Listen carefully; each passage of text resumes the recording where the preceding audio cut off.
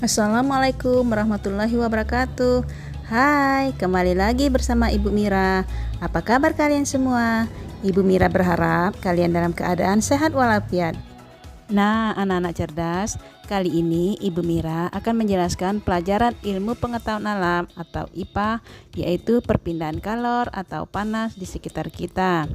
Kelas 5, tema 6, subtema 2. Apakah anak-anak cerdas sudah siap untuk belajar? Simak penjelasan Ibu Mira ya. Nah, pada video pembelajaran kita hari ini akan membahas tentang yang pertama, konduksi, yang kedua, konveksi, dan yang ketiga, radiasi. Tahukah kamu apa itu perpindahan panas atau kalor? Panas dapat berpindah dari benda yang bersuhu tinggi ke benda yang bersuhu lebih rendah. Bagaimana panas dapat berpindah? Misalnya, panas matahari dapat berpindah saat berjemur, meskipun kita berada di bumi. Saat memasak air panas dari api akan berpindah dari panci menuju air. Saat memanaskan ujung besi, maka panas akan berpindah ke ujung lain besi. Hal ini terjadi karena energi panas dapat berpindah dari benda bersuhu tinggi ke benda yang bersuhu rendah. Nah, panas dapat berpindah melalui 3 cara ya, yaitu yang pertama, konduksi, yang kedua, konveksi, yang ketiga, radiasi. Kita bahas ya satu persatu. Yang pertama, konduksi atau hantaran. Perpindahan kalor secara konduksi disebut juga perpindahan kalor secara hantaran, yaitu perpindahan kalor tanpa diikuti perpindahan zat perantaranya. Umumnya, perpindahan kalor secara konduksi terjadi pada zat padat. Konduksi terjadi jika dua benda saling bersentuhan, sehingga panas akan merambat. Contohnya mentega yang mencair karena mendapat panas yang merambat melalui sendok. Tangan terasa panas ketika memegang gelas berisi air panas karena panas merambat melalui gelas. Contoh berikutnya, sendok akan terasa panas saat mengaduk teh panas karena panas dari teh akan merambat melalui sendok menuju ke tangan kita. Contoh berikutnya, ketika kita menyetrika pakaian, panas dari setrika akan merambat melalui lempengan besi menuju ke pakaian kita. Yang kedua adalah konveksi atau aliran. Perpindahan panas secara aliran adalah perpindahan panas yang diikuti oleh perpindahan zat perantaranya. Jadi, yang berpindah panas dan zat perantaranya. Perpindahan panas secara konveksi pada umumnya terjadi pada benda cair dan gas. Saat kita memasak air, zat yang terlebih dahulu terkena panas akan memuai dan menjadi ringan, sehingga akan bergerak ke atas bersama dengan panasnya. Zat yang ada di atasnya atau masih dingin akan menggantikannya.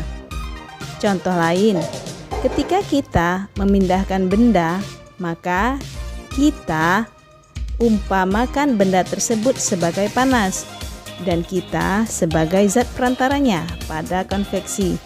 Panas maupun zat perantaranya akan ikut bergerak atau ikut berpindah. Contoh konveksi dalam kehidupan sehari-hari adalah makanan sehari-hari. Ketika kita menggoreng makanan sampai matang, ketika semua bagian minyak goreng menjadi panas, di mana panas merambat melalui minyak goreng sehingga mengenai makanan yang kita goreng.